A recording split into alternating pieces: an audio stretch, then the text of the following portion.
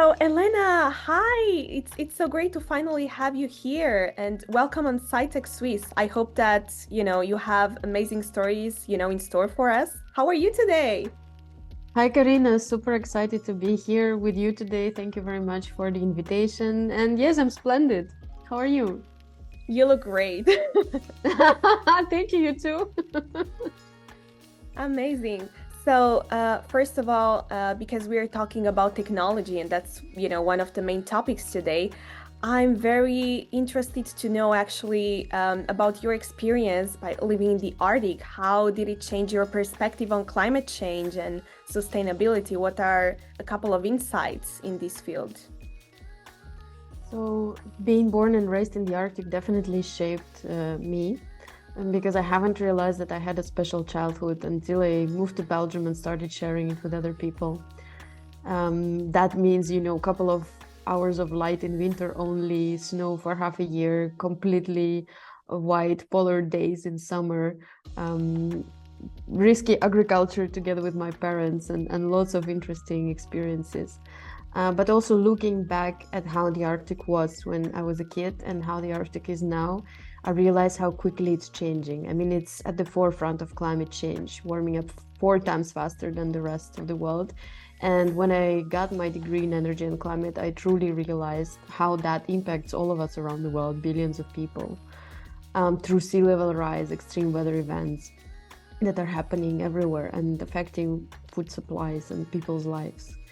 So that definitely gave me a motivation and a push. And after I became a mother of two, putting these two together, realizing my homeland is literally melting away. I have two little kids and I want a better future for them as for the other kids in the world. I realized that I need to do something impactful. So this definitely played a huge role in my career. Yeah, that's splendid. That's definitely unusual. I was always wondering how it's like for other people, especially, working as a journalist, I have the ability to interview people coming from different parts of the world, sharing stories. So definitely, that's, the best gift in the world now using technology to actually being able to communicate with people easier, faster, in real time also. But what are a couple of initiatives, going back to climate change and, to the Arctic? What are a couple of initiatives that you are personally, taking into consideration or working on to protect the climate? So to protect the Arctic and to work on climate, since Arctic impacts the rest of the world impacts the Arctic as well. So any type of climate and nature initiatives around the world will help protect this fragile region. I'm working on a couple of things. The first one is to preserve the beauty and to appeal to the hearts. So I'm writing a children's book that covers my childhood in the Arctic, so that later on we can share those experiences.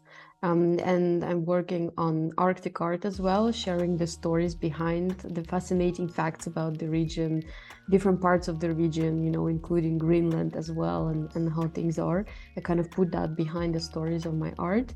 But another very, very big thing that I'm working on is I'm leading a startup in a group of companies where we are working to create the largest soil and CO2 cleanup with nature, with the power of plants and fungi. And we use clean plants biomass to create bio-based construction materials that will turn construction from a carbon emitter into a carbon sink. And here technology plays really a critical role, because what we've noticed is that there's been a bit of a shift in the market from nature-based solutions like forests into strict technology and engineering like carbon capture and storage. But we truly believe in nature. I mean, nature has been there for so long. Nature is so smart. And in the last 10 years, according to WWF, nature removed 54% of our extra emissions. So nature has the solutions. But technology can really make nature transparent, and that's why we are really looking into different types of technology solutions for our platform, collaborating with partners like Microsoft, because with the power of technology, we can quantify the impact of nature and we can make nature sexy again and make sure that investments and efforts are going into nature restoration all over the world. Wonderful. I totally agree with that. And I'm really fascinated about using, new technology. But when it comes to technology, what kind of technology are you guys using for these, initiatives? So we are currently building our platform that will trace all the physical processes from the fields into the construction buildings, from different types of soils, record the restoration, but also record what happens to the biomass. There are different technologies that we are looking to integrate. First one is satellite imagery, of course, because, with a lot of projects, you don't really know if they're happening on the ground, and satellite imagery can really show that things are happening. Plus, we use really, really fast growing plants. They grow to 4 meters in just 3.5 months. So, the time lapse will be just amazing. Then we are looking at algorithms and that will calculate CO2 sequestration near real time because, there is a fork. Depending on the soil, depending on the type of plants, how much CO2 is sequestered. And we really want to be on spot in terms of what's happening there. And of course, we are looking at technology that will record everything very, very transparently so that you know which field, where it is and what's happening afterwards, in which construction buildings the products are placed, because that's also what we need. We need to make sure that buildings become bio-based but also circular. And for that, you need to know which material is where, so that at the end of life, you can either repurpose that material, or the way that our materials are designed is that you can chop it and make exactly the same material without any waste. But it's important to know where it is located so that you can take that producer responsibility. And then, of course, we're also looking at AI in terms of prediction of what's going to happen to soils with the impact of climate change, but also how quickly we can restore soils with nature-based solutions to predict, okay, in how many years the pollution is going to be gone or the soil is going to have better properties. So it's a combination of different ones. Absolutely. And because lately it's been, people were talking about new ways to reduce carbon, also using technology. Do you have any use cases or any examples of this kind? So we are indeed focusing on both soils and the carbon reduction. The examples of technologies are what I mentioned. With the satellite imagery, you can really calculate and see the biomass of plants and have a very high accuracy of what's the carbon storage in the plants. Of course, that's not enough, right? If you do something with the biomass afterwards, you need to record the processes after to see what was emitted in the production process. So yeah, there would be potentially blockchain or any kind of ledger technologies that are used in there for the transparency. Of course, as the more sustainable they are, the better. But in the carbon space, if you look at the carbon markets, transparency now is really becoming a key because there were a couple of greenwashing standards. So a lot of companies are looking into how to rate carbon credits based on their transparency and how to actually prove, if you cannot jump in the car and get to a spot in half an hour, very often carbon credit projects are somewhere far away. We are specifically focusing on Belgium and Europe, so you can actually see those things physically. But also, if you don't have an option, you can really, jump online and check what is happening. Welcome to Sci-Tech Swiss, the fastest growing world-class podcast of all times. We're kicking off the new year with a sponsorship drive during the WIFE Week in Davos with an exciting ad campaign with Ringier. Karina, over to you and tell our audience how they can hitch their wagon to our star. Become a sponsor for the next episode, or we produce one for you in our professional studio. Find us on premierswissmedia.com. Of course, of course. And also, besides the challenges that you already talked about, what do you really think that it's really challenging right now for you from your own perspective and from your own work? That's a very good question. Maybe integrating technology, because the thing that I've seen with a lot of people working in finance, for example, or even green finance, combining technology can always be a challenge, I think. Is that the case? I would say our main challenges do not lie in combining technology. It's rather in access to polluted lands and turning the pollution or soil degradation into a positive story of action and really working together with different partners. In terms of technology, I would say this is more straightforward because we know what types of technology we need. We have amazing partners, as I mentioned. We are in a global accelerator program from Microsoft. So, they help us a lot in terms of identifying the right way forward.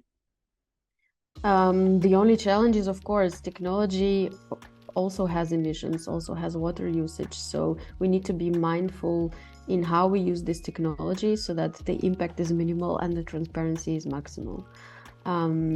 So that would, for me, would be the only thing. But the amazing fact that technology can actually bring transparency and make nature sexy again, that beats everything. I love this quote, that technology can actually make it, sexier again. Well, and also because you mentioned about art, as I'm also really interested into art, how can we make more impact through art? Because you mentioned about something related to education, how can we actually educate people when it comes to these kind of initiatives? Well, I think there are different types of people. To some you can appeal with a head, and to some you can appeal with a heart. Some just like the facts, right, and look into the science, but there are so many different things happening around, and we are being bombarded with bad news. I mean, personally, the more I dig just into the climate sustainability and nature space, the more I see pollution, how that impacts our health, that impacts our food, how fast the climate is changing, with the impacts that it has, how quickly we need to escalate action, because right now we are not where we should be. It can be mentally really hard, right? It has a toll on mental health, and we can't keep saying bad news to people. Sometimes storytelling is a better way to touch hearts, to inspire people for action. That's why I use storytelling in my keynotes and company talks, but that's why I also use storytelling in art, because in art, I don't want to say how bad things are. In art, I just want to show the beauty of the Arctic that we stand to lose. So if people know how beautiful it is, how special the region is, how impactful it is, what are the secrets behind that only the locals know, I truly believe that we can touch more hearts and more people would be willing to do something to preserve the Arctic, but also to preserve every location in the world. Because when I share about the Arctic and my childhood, people often connect to their home regions and their childhoods and how those home regions are changing, because now we can't deny climate change anywhere around the world.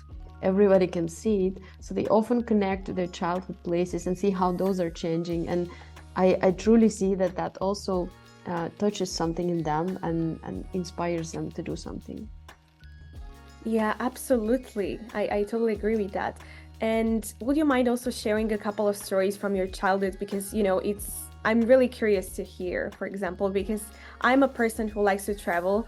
And I was always thinking, for example, when I interviewed one of my favorite journalists working at the BBC, David Shukman, he shared a couple of stories about the Arctic. And I'm always keen to hear about new perspectives, new experiences from people.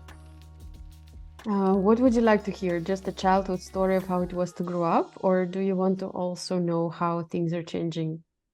I think both of them, but first of all, starting from your childhood, because when you're a kid, I think that you experience these things quite differently. Probably you're more emotional about things. I don't know if I'm right or wrong, but definitely when you're a kid, you just, experience things in a very playful way, I would say. Oh, yes, definitely. Well, I can share a story of when I was a little girl and how my parents got me ready for the kindergarten. So the winters were really cold. It was normal to have a couple of months of minus 30 degrees. And when it's quite cold, minus 20, I mean, you need to dress up really well. We lived in this house in an apartment on the fourth floor, which stood right next to the river that split the city into two parts. A very wide river, 2.5 kilometers. And before we would leave the house, my mom would dress me up in layers of clothes. And by that, I mean, a top and then a shirt and then a sweater and then a really, really warm jacket and then a scarf and a hat on top and then a really, really warm gloves, tights, pants on top and warm shoes. And then we would go downstairs in the apartment block. And just before leaving outside, my dad would rub me rub my cheeks and my nose really hard because otherwise they would get frozen in the cold. And if they get frozen, the skin would turn white and it would peel and hurt for days, which is not a nice Oh my. experience. So he would do that, and then he would put a scarf all over my face, right on top of a scarf and a hat, and still a scarf that only my eyes would be visible. I was a very little girl, and he didn't want me to get frozen. And then we would come outside, and immediately when you go outside, even only my eyes were visible, you could feel the cold, the freshness in the air. Like it would immediately catch you, and immediately you would feel it in your breath when you inhale that cold air. And everything would be dark, so covered with snow, lots of artificial lighting, of course, but very dark in terms of the sky. And my dad would pick me up, and he would carry me all the way to the kindergarten, which is around 10 minutes walk. He would carry me all the way to the kindergarten in his arms, so I don't get cold. And I would hear, the crunch of snow under his feet, and him telling me jokes and different stories, all in the meantime, laughing, and while carrying, me dressed up in layers of clothes, which was probably not the lightest experience.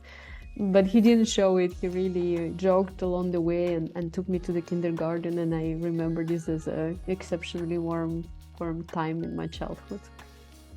Wow, that's an incredible story. I can only imagine. I mean, in Davos here, we experienced minus 10 degrees probably. And I think that we were already used to the cold weather here, honestly. But it's just that how is also the moving process, moving from where you were born, obviously in the Arctic, which is it's probably, bringing a lot of unique stories.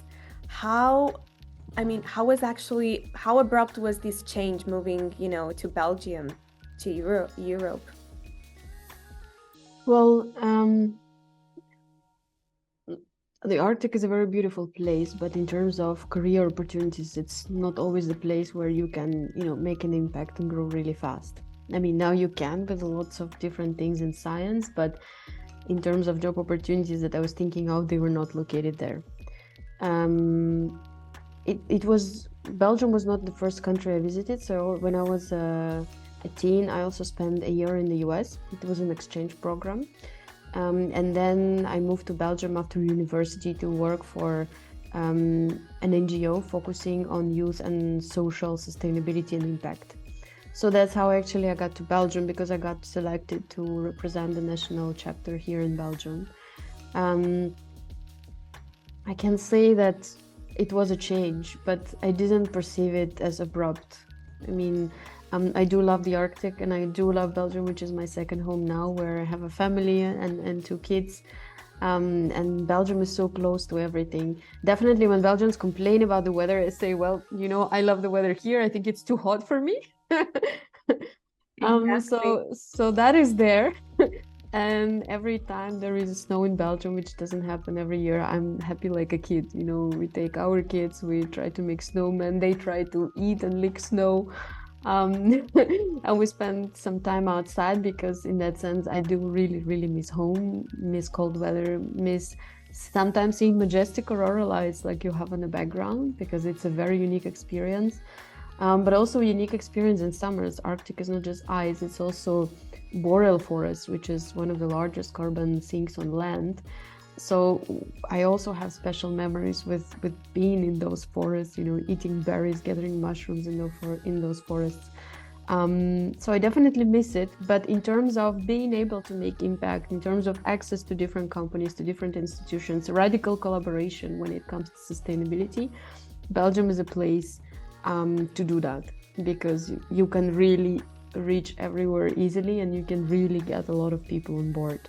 So yes, it was a change. My mom is still in the Arctic. I really miss not seeing her very often, but on the other hand, I know I'm at the right place to be able to make a positive impact. I love that. I absolutely love that. And when was the last time you were in the Arctic? It was a while, about 3 years ago. But And I'm how is planning it a trip this changing year. now?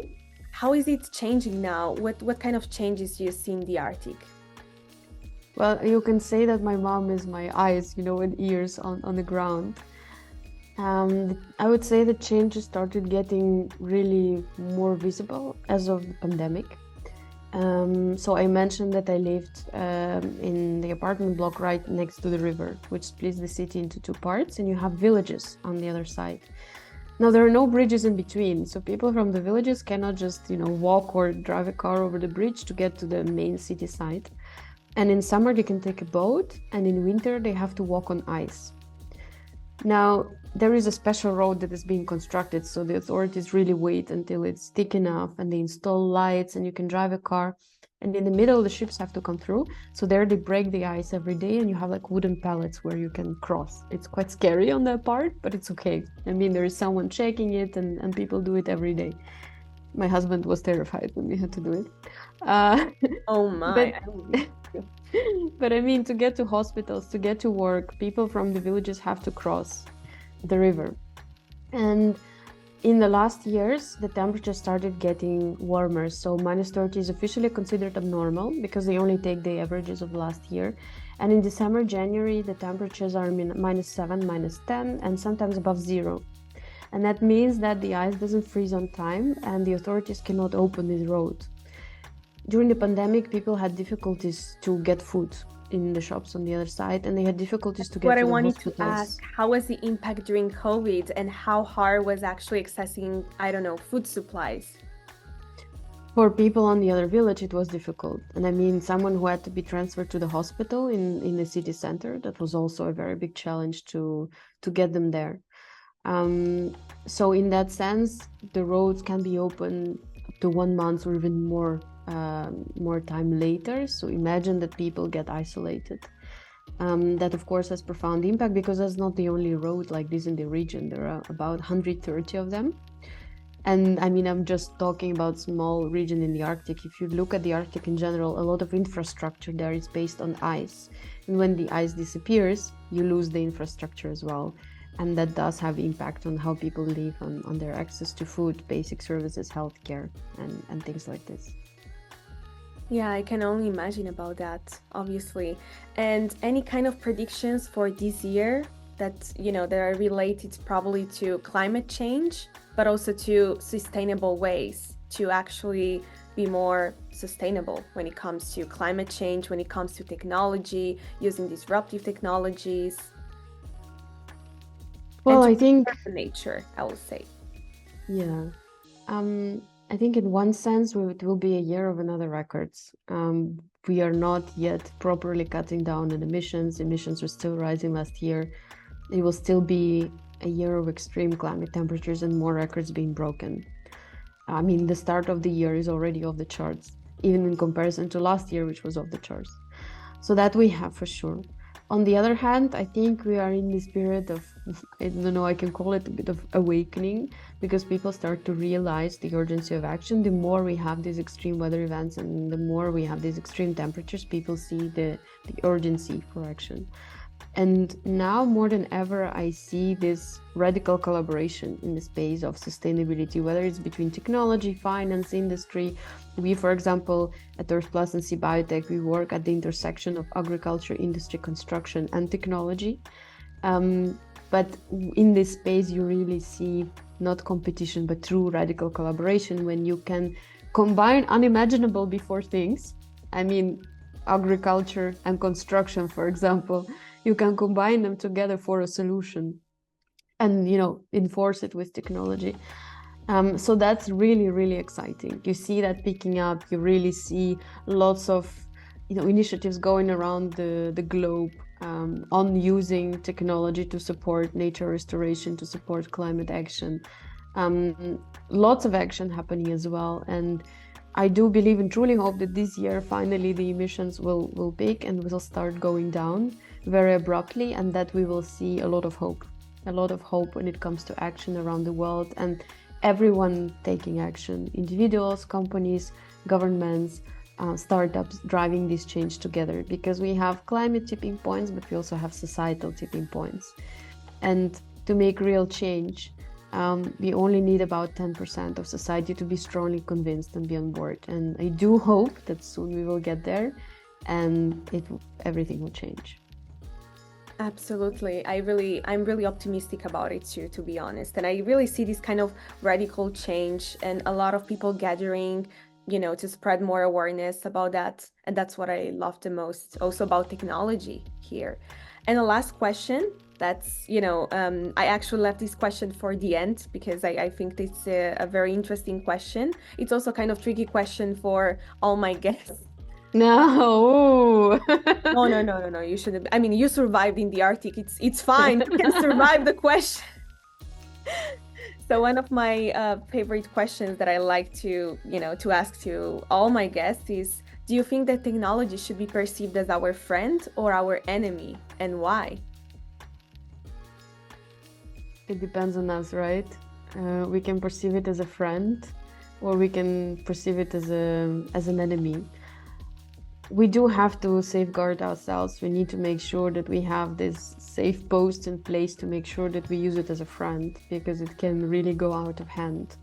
But on the other hand, we also can't imagine our life without technology now, right? I mean, it's there to stay. The question is where we steer it. And I can connect it a little bit to the book that I'm reading now. The book is about communication and it shares different tools, but it also shares that, for example, many sportsmen and famous people use positive visualization. So basketball players can visualize how they successfully throw a ball, right? And that most people actually engaged in negative visualization because we always stress about how things might go wrong. And that really made a click for me. I think when it comes to technology and to everything in life, we just have to visualize how we want it to be our friend, and then we have to steer it into that direction. I love that. Such a unique perspective. It's also a little bit about manifesting. I really kind of believe in the power of manifesting, and I'm trying to focus on, the good side always. I mean, I'm very mindful about both sides, but at the same time, I totally agree. And especially because there was a lot of research about that. And really by visualizing even athletes competing, in sports, just by the power of visualizing, I mean, your brain picks up on this kind of visualization process and doesn't make any difference with what's real and what's just, in your mind as a sort of visual imaginary thought. Yes, I love that research. And I think that's what we also lack in the climate, sustainability, and nature space. There's a lot of doom, but we don't paint very well a future, a positive picture of the future, because many people are afraid, but in reality, we will have better access to nature, less time to work, more time in communities, nutritious food that is not going to be, toxic for us. We are going to have fresh air to breathe, clean water to drink. We are going to do something really impactful. So we need to do more work to paint that beautiful picture of the future that we're actually striving for. And by this way, we will mobilize much more people than just, sharing the bad stuff. So I'm all for positive visualization and positive stories of action. Cool.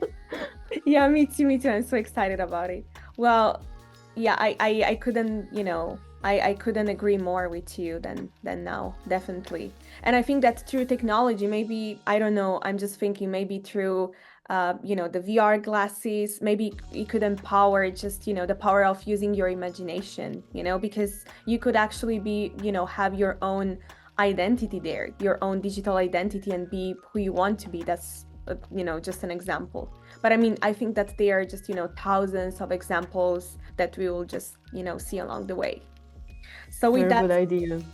With that, thank you so much for your time. I think that's a very interesting story. It's very unusual. And I like the fact that everyone has given me, different answers. And, I met people from all interesting parts of the world. And I think that the only way we are just going to not only survive, but inspire people to do better things is just by sticking together. Absolutely. That's what we need to do. And as I read recently, I saw somewhere 50 people working together can do much more than 500 people working separately. You see?